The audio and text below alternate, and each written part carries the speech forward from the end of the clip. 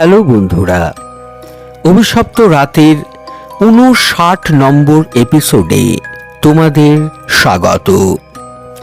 এই ঘটনাটা আমাকে ইনস্টাগ্রামে শেয়ার করেছেন বৈশালী দাস, বাগনান, হাওড়া থেকে।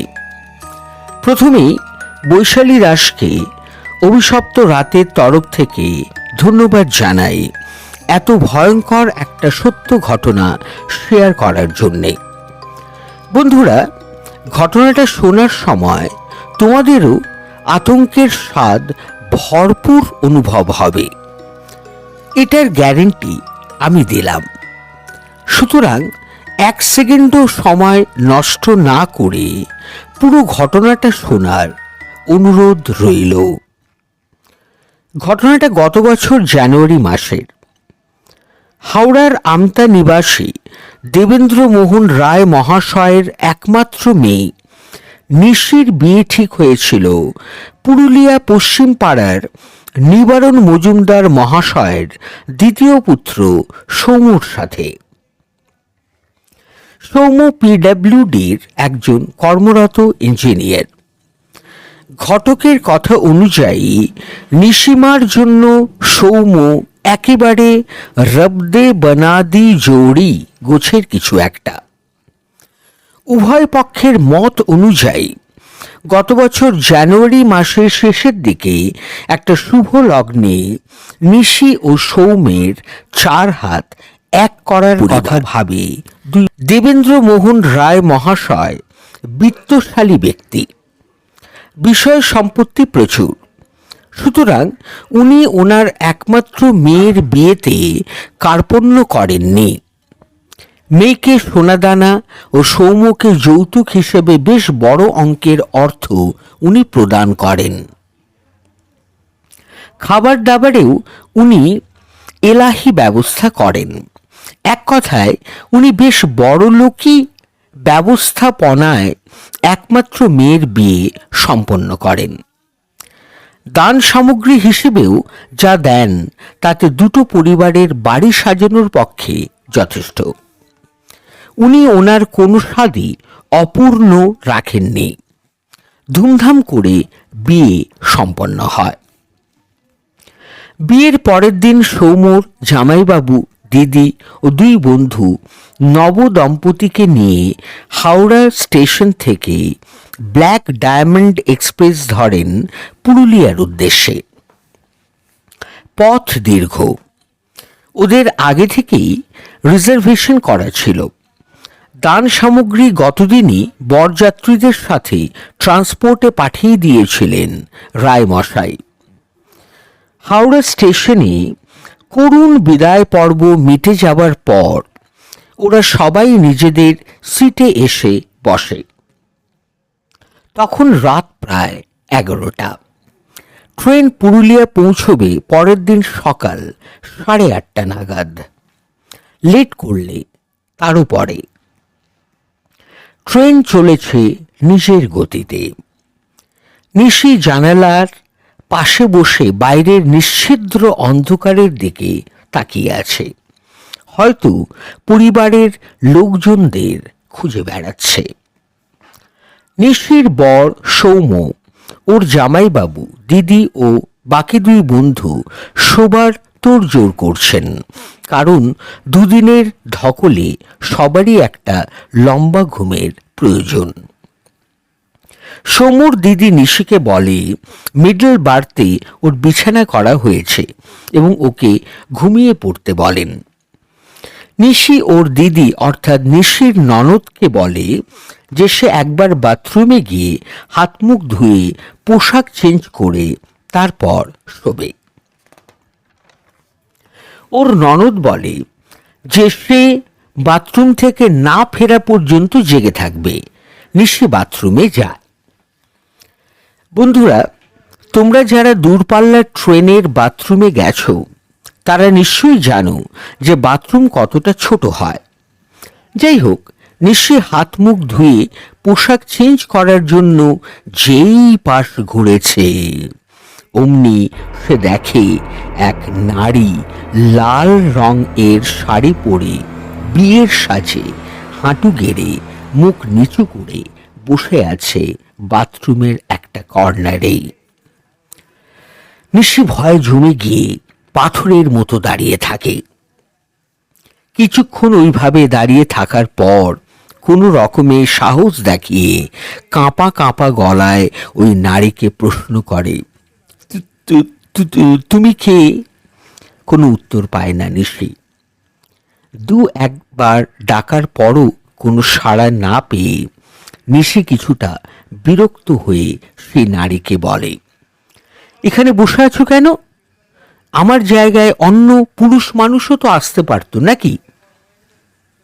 এইবার সেই নারী মুখ তুলে নিশির দিকে তাকায় আর মৃদু হেসে নিশিকে বলে, আমি জানতাম তুমিই আসবে। ওই অপার্থিব নারী কণ্ঠ শুনে নিশির বুকটা ছ্যাঁত করে ওঠে। সে ওই নারীর দিকে তাকায়। ওই নারী যথেষ্টই সুন্দরী, তবে মুখের চামড়া মারাত্মক ফ্যাকাশে আর চোখ দুটো এতটাই কালো যে বেশিক্ষণ তাকালে ভয় করে, মাথা ঘোরায়। নিশি জিজ্ঞাসা করে, তুমি কে? সঙ্গে কে আছে? ওই নারী ফুঁপিয়ে কেঁদে ওঠে। ওর কান্নাটাকে শুধু কান্না না বলে মরা কান্নাই বলা হয়তো ভালো। ওই কান্না ভীষণ কানে লাগে নিশির। ও সেই নারীকে সান্ত্বনা দিয়ে বলে, আহা, না কেঁদে বলোই না তুমি কে, কোথায় যাচ্ছ, কে আছে তোমার সাথে? সেই নারী নিশিকে বলে, আমি পুরুলিয়াতে যাব, আমার সাথে কেউ নেই, আমার মা বাবা আমার জন্য অপেক্ষা করছেন। নিশির কৌতূহল বেড়েই চলে। ও বলে, আমিও তো পুরুলিয়া যাচ্ছি, আমার শ্বশুর বাড়িতে।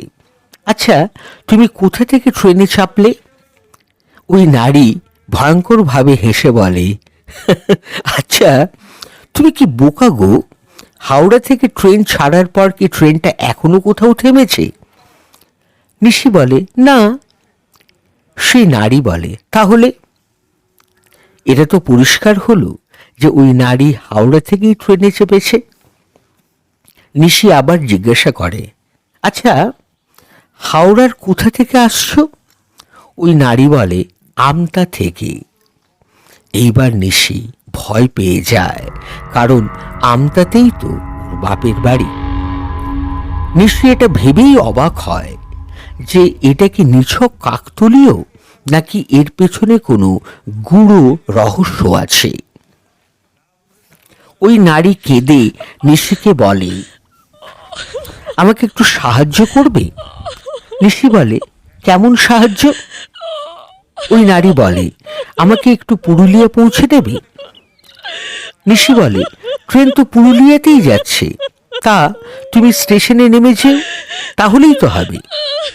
ওই নারী বলে, না, আমি খুব বিপদে আছি, আমার মা বাবা পাগলের মতো আমাকে খুঁজে বেড়াচ্ছে, তুমি আমাকে সঙ্গে করে আমাদের গ্রামে নিয়ে যেও না প্লিজ। নিশি জিজ্ঞাসা করে, তোমাদের গ্রামের নাম কি? ওই নারী কোনো দ্বিধা না করে অকপটে বলে, পশ্চিম পাড়া। ওই জায়গার নাম শুনে নিশি ভয়ে জমে যায়। ও ভাবে, এটা কাকতালীয় হয় কি করে? নিশি হাওড়ার আমতা থেকে পুরুলিয়ার পশ্চিম পাড়া গ্রামে বিয়ে হয়ে যাচ্ছে।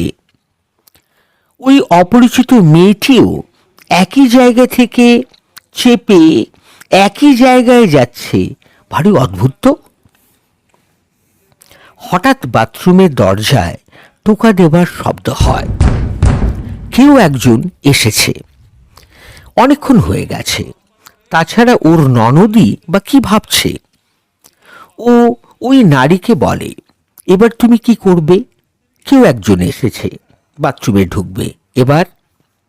ওই নারী বলে, তোমার চিন্তা নেই, আমি লুকিয়ে থাকবো, কেউ দেখতেই পাবে না। আচ্ছা, তুমি যখন বাথরুমে ঢুকেছিলে তখন তুমি কি আমাকে দেখতে পেয়েছিলে? পাওনি তো? তবে চিন্তা করো না, তবে তোমার সাথে যারা আছেন তাদেরকে কিন্তু আমার কথা প্লিজ বলো না। নিশির আর ওখানে দাঁড়িয়ে থাকার উপায় ছিল না, তাই সে মেয়েটিকে বলে যায়, লুকিয়ে থেকো, আমি আবার পরে আসবো, কেমন? ও দরজা খোলে, দেখে ওর ননদ দাঁড়ানো, মুখে একগাল হাসি নিয়ে বলে, তোমার কি হলো বাবা, এত সময় লাগে? আমি একটু বাথরুমে যাব। নিশি কোনো কথা না বলে বেরিয়ে আসে। ওর শুধু এখন একটাই চিন্তা, আর সেটা হলো যে ওই মেয়েটা ধরা পড়ে যাবে না তো। নিশি বাথরুমের বাইরে দাঁড়িয়ে রীতিমতো ঘামছে ওই জানুয়ারি মাসের কনকনে ঠান্ডার মধ্যেও। কামড়া দুলিয়ে বাতাসের চেয়েও দ্রুত গতিতে ব্ল্যাক ডায়মন্ড এক্সপ্রেস গভীর কালো অন্ধকার ভেদ করে এগিয়ে চলেছে পুরুলিয়ার পথে। কিছুক্ষণ পরই নিশির ননদ বাথরুম থেকে বেরোলেন। নিশি কাঁপা কাঁপা গলায় ননদকে জিজ্ঞাসা করে, সব ঠিক আছে তো? তুমি ভয় পাওনি তো? ননদ বলেন, না, কেন? ভয় করবে কেন?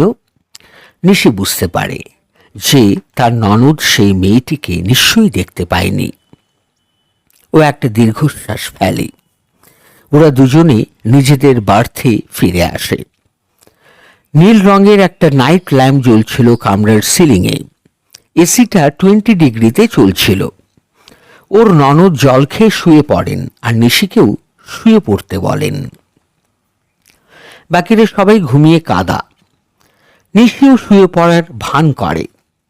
ননদ যখন ঘুমিয়ে পড়েছেন, নিশি উঠে আবার বাথরুমে আসে। আজ কম্পার্টমেন্টটা বেশ খালি, ওরা ছাড়া আর কেউ নেই। ও বাথরুমের পাশে ছোট্ট প্যাসেজটার কাছে এসেই রীতিমতো ভয় পেয়ে যায়। ও দেখে ওই নারী সেখানে বসে আছে, আর সে খোলা জানালা দিয়ে বাইরের দিকে তাকিয়ে আছে। প্রচণ্ড ঠান্ডা বাতাস চুল এলোমেলো করে দিয়েছে তার। নিশি কিছুটা তুতলে ওকে বলে,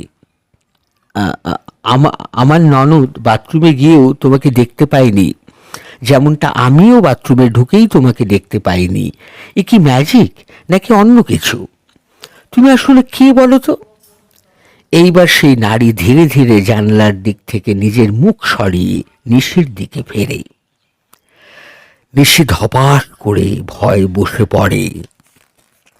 ও দেখে তার সামনে যে নারী বসে আছে সে তো জীবিত হতেই পারে না। পুরো মুখ ফ্যাট ফেটে সাদা, শরীরে রক্তের লেশ মাত্র নেই, কপাল ফাটা, মুখ চোখ দিয়ে গলগল করে রক্ত পড়ছে, চোখ দুটো কোঠরে বসা ও নিঃছিদ্র কালো, মুখের চামড়া ফেটে চকচকে সাদা দাঁতগুলিও বেরিয়ে পড়েছে, বেশ পচা গন্ধ, ও গায়ে হাতে পায়ে পোকা কিলবিল করছে। নিশি অনেকটা পিছিয়ে আসে ভয়ে ও ঘৃণায়। সেই নারী খোনা গলায় বলে, ভয় পেও না গো মেয়ে, আমার নাম লক্ষ্মী। আমার পরনে যে শাড়িটা দেখছো সেটা আমার বৌভাতের শাড়ি। কি সুন্দর না বলো? আমারও না জানো তোমার মতোই বিয়ে হয়েছিল, কিন্তু কে জানতো। নিশি ভয়ে ভয়ে জিজ্ঞাসা করে, কি জানতো মানে? কি হয়েছিল তোমার সাথে? লক্ষ্মী বলে, কালকে আমার গ্রামে গেলেই সব পরিষ্কার বুঝতে পারবে। ভোর হয়ে এলো, আর মাত্র কয়েক ঘন্টা অপেক্ষা করো। নিশি বলে, তুমি আমার সাথে কিভাবে যাবে? আমার শ্বশুরবাড়ির লোকরা তো তোমাকে দেখে ভয় পেয়ে যাবে, তাছাড়া আশেপাশের লোকরাও তো আতঙ্কিত হয়ে পড়বে। লক্ষ্মী হেসে বলে, ভয় নেই গো মেয়ে, তুমি ছাড়া আমাকে কেউ দেখতে পাবে না। আমি তোমার পেছনে পেছনেই হাঁটবো, আর সময় মতো তোমাকে সব কিছুই বুঝিয়ে দেব। তুমি খুব ভালো, তোমার কোনো ক্ষতি হতে আমি দেব না। তুমি গিয়ে এবার ঘুমিয়ে পড়ো, না হলে তোমার শ্বশুরবাড়ির লোকেরা তোমাকে মিছিমিছি সন্দেহ করবে। নিশি তার বাড়িতে ফিরে এসে শুয়ে পড়ে। একটা আলতো ধাক্কাতে নিশির ঘুম ভাঙে। দেখে ননদ হাসি মুখে তার সামনে দাঁড়ানো। ইয়ার্কি মেরে কানে কানে বলে, কি গো, বউ ভাতের স্বপ্ন দেখছো নাকি এখন থেকে? নিশি কোনো উত্তর দেয় না। ননদ বলেন, উঠে পড়ো, রেডি হয়ে নাও, পুরুলিয়া আসছে। ওরা সবাই লাগেজ নিয়ে ধীরে সুস্থে নামে। পুরুলিয়া ওই ট্রেনের লাস্ট স্টপেজ, তাই তাড়াহুড়োর প্রয়োজন নেই। ওরা স্টেশন থেকে বেরিয়ে একটা গাড়িতে চাপে। গাড়ি পশ্চিম পাড়ার উদ্দেশ্যে রওনা দেয়। রাস্তা একেবারেই ভালো নয়, গ্রামগঞ্জের যেমন হয় আর কি। কিছুক্ষণ চলার পর একটা 4 রাস্তার মোড়ে গাড়িটা এসে থামে। পাশেই হালকা শ্যাওলা রঙের দোতলা একটা বাড়ি। সামনেই নহবত গেট, সামনেটা ফুল দিয়ে সাজানো। নিশির বুঝতে বাকি থাকলো না যে এটাই ওর শ্বশুর বাড়ি। ওর ঘাড়ে একটা গরম নিঃশ্বাস অনুভব করে নিশি। বুঝল লক্ষ্মী তার সাথেই আছে। নিশি খুব ধীরে ধীরে লক্ষ্মীকে বলে, এটাই তো তোমার গ্রাম, তো এবার তুমি বাড়ি যাও। লক্ষ্মী বলে, এটাই তো আমার বাড়ি। নিশি রেগে গিয়ে বলে, তুমি কি ইয়ার্কি মারছো আমার সাথে নাকি? তুমি হাওড়া আমতা থেকে আসছো, পুরুলিয়া পশ্চিম পাড়ায় তোমার বাড়ি, এবার আমার শ্বশুর বাড়িটাই তোমার বাড়ি, ইয়ার্কির জায়গা পাওনি? এবার কিন্তু আমার শ্বশুর বাড়ির সবাইকে ডেকে সব কথা বলে দেব, কেমন? লক্ষ্মী নিশিকে বলে, মাথা ঠান্ডা করে আমি যা বলছি মন দিয়ে শোনো। আমি তোমাকে রক্ষা করার জন্যই তোমার সাথে আছি। তোমাকে রক্ষা করা ও আমার মৃত্যুর প্রতিশোধ নেওয়া, এই দুটোই আমার একমাত্র উদ্দেশ্য। নিশি এইসব কথার কিছুই বুঝতে পারে না। সে পাল্টা জিজ্ঞাসা করে, এইসব কথার মানে কি? লক্ষ্মী বলে, তোমার জন্য সবাই বরণ ডালা সাজিয়ে দাঁড়িয়ে আছে। দেরি করো না বা কথা বলো না। আমাকে তো কেউ দেখতে পাচ্ছে না। তোমাকে একা একা কথা বলতে দেখলে ওরা তোমাকে পাগল ভাববে। ঘরের ভেতরে চলো, সব বলছি। বরণের অনুষ্ঠান শেষে লক্ষ্মী একটা কক্ষে প্রবেশ করে, সাথে নিশি। কক্ষটিতে লক্ষ্মী সেদিনটা থাকবে নিশির সাথেই। বিকেল পর্যন্ত নিশিকে ওই কক্ষেই থাকতে হবে, কারণ তারপরে ওকে সেজে বৌভাতের অনুষ্ঠানে যোগ দিতে হবে। নিশির আর তর সইছে না। সে লক্ষ্মীর কথা শোনার জন্য পাগল হয়ে উঠেছে। এখন ওই কক্ষে শুধু নিশি আর লক্ষ্মী। লক্ষ্মী নিশিকে যা বলে তাতে নিশির পায়ের মাটি সরে যায়। ঘটনাটা এই রকমের। গত মাসে অর্থাৎ 2022-এর ডিসেম্বরে লক্ষ্মীর বিয়ে হয়েছিল ওই বাড়িতেই, সৌম্যর সাথে। লক্ষ্মীর বাবা একটা সরকারি প্রাইমারি স্কুলে চাকরি করেন। আর্থিক অবস্থা খুব একটা সচ্ছল নয়, অন্তত বর্তমান বিয়ের বাজারে। ভালো পাত্র পেয়ে লক্ষ্মীর বাবা পাত্র হাতছাড়া করতে চাননি। টাকা ধার করে হলেও খরচ করেন, শুধু আটকে যান পণের টাকাতেই। চড়া সুদে টাকার ব্যবস্থা করেন পণের জন্য। বৌভাতের রাতে লক্ষ্মীর বাবার কথা ছিল সৌম্যর বাবার হাতে পণের পুরো টাকাটা দেবার। কিন্তু ভাগ্য খারাপ হলে যা হয়, যিনি ধার দেবেন তিনি গুরুতর অসুস্থ হওয়ায় এসে পৌঁছতে পারেননি। এমনকি বহুবার ফোন করেও ওনাকে ফোনে পাওয়া যায়নি। সৌম্যর বাবা লক্ষ্মীর বাবাকে যাতা ভাষায় অপমান করেন, অসৎ, চিটিংবাজ ইত্যাদি বলেন। বৌভাতের দিন রাতে সব অনুষ্ঠান মিটে যাবার পর লক্ষ্মীর ননদ, শ্বশুর শাশুড়ি, সৌম্য আর সৌম্যের জামাইবাবু মিলে দোতলার ছাদে নিয়ে গিয়ে ওপর থেকে লক্ষ্মীকে ফেলে দেয়। তারপরও লক্ষ্মীর দেহে প্রাণ ছিল, কিন্তু তারপরও তারা লক্ষ্মীকে ছাড়ে না। ওই ননদ, জামাইবাবু আর সৌম্য মিলে দা দিয়ে লক্ষ্মীকে কোপায়। লক্ষ্মী সৌম্যর দিকে তাকিয়ে মারা যায়। এই বলে লক্ষ্মী থামে। নিশির 2 চোখ বেয়ে জল গড়িয়ে পড়ছে। লক্ষ্মী বলে, নিশি, কাঁদিস না, তুই তো আমার বোনের মতোই, তোর ভয় নেই, তোর কিছু হবে না। তাছাড়া তোর বাবা তো মোটা টাকা পণ দিয়েছে রে, তোকে ওরা মাথায় করে রাখবে। আমার গরিব বাবা তাদের লালসা মেটাতে পারেনি। যাক, তুই ভালো থাক, তোকে দেখে আমি খুশি থাকার চেষ্টা করব। আমি সৌমুকে শাস্তি দিতে পারবো না, কারণ ও তোর বিয়ে করা স্বামী। কিছুক্ষণ চুপ করে থাকার পর নিশি লক্ষ্মীকে বলে, আমার ওই বাড়িতে থাকতে ঘেন্না করছে। এই ধরনের লোভী আর খুনিদের সাথে থাকার চাইতে বাপের বাড়িতে আইবুড়ো থাকাটাই সম্মানের। তুমি তোমার প্রতিশোধ নাও, কাউকে ছাড়বে না। তারপর লক্ষ্মী মৃদু হেসে নিশির মাথায় হাত দিয়ে বলে, বোন, তোর মতো মানসিকতার মেয়ে আজ সমাজে খুব প্রয়োজন, যারা অন্যায় অবিচার মেনে নেবে না, প্রতিবাদ করবে তোর মতোই। চলি রে, তুই সাবধানে বাপের বাড়ি ফিরে যাস। এই বলে লক্ষ্মী সূক্ষ্ম দেহে বাতাসে মিশে যায়। কিছুক্ষণ পরই নিশির দরজায় জোরে জোরে ধাক্কার শব্দ হয়। ওই বাড়ির ঝি এসে খবর দেয় যে বাড়িতে 5 জনের মৃত্যু ঘটে গিয়েছে। সৌম্যর মা, বাবা, দিদি ও জামাইবাবু। বউ ভাতের প্রশ্নই আর রইল না। পুলিশ বডিগুলোকে পোস্টমর্টেমের জন্য নিয়ে যায়। সেই পর্যন্ত নিশি ওই বাড়িতেই থাকে। ওই 5 জনের মৃত্যু হয়েছিল হৃদযন্ত্র বন্ধ হয়ে যাবার কারণে। ব্যাপারটি কি অস্বাভাবিক, তাই নয়? সবাই একেবারে হার্ট ফেল করলো, তাও আবার একসাথে।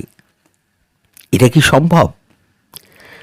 সবাই তাই ভাবলো, কিন্তু বন্ধুরা, আমরা তো আসল কারণটা পরিষ্কার জানি, তাই না? নিশি বাপের বাড়ি ফিরে এক রাশ হতাশা বুকে নিয়ে। তার মাঝেও সে এক টুকরো আনন্দ অনুভব করে, কারণ লক্ষ্মী তার সাথে ঘটে যাওয়া চরম অমানবিক অত্যাচার ও খুনের প্রতিশোধ নিয়ে তাকেও বাঁচিয়েছিল। এই পুরুষতান্ত্রিক সমাজে অনেক লক্ষ্মীকে আজও প্রাণ দিতে হয় এবং ভবিষ্যতেও হবে, কিন্তু তাদের কতজনই বা আজকের গল্পের লক্ষ্মীর মতো প্রতিজ্ঞাবদ্ধ হয়ে প্রতিশোধ নিতে পারে? তোমরাই বলো। বন্ধুরা, তোমাদের গল্পটা কেমন লেগেছে আমাকে কমেন্ট বক্সে অবশ্যই কমেন্ট করে জানাতে ভুলো না। যদি গল্পটা সত্যিই ভালো লেগে থাকে, তোমরা গল্পটাকে একটা লাইক করবে, আর গল্পটা যতটা সম্ভব পারো শেয়ার করবে।